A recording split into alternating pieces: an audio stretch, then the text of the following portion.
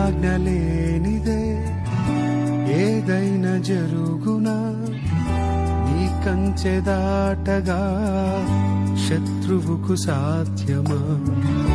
నీ ఆజ్ఞ లేనిదే ఏదైనా జరుగునా, నీ కంచె దాటగా శత్రువుకు సాధ్యమా?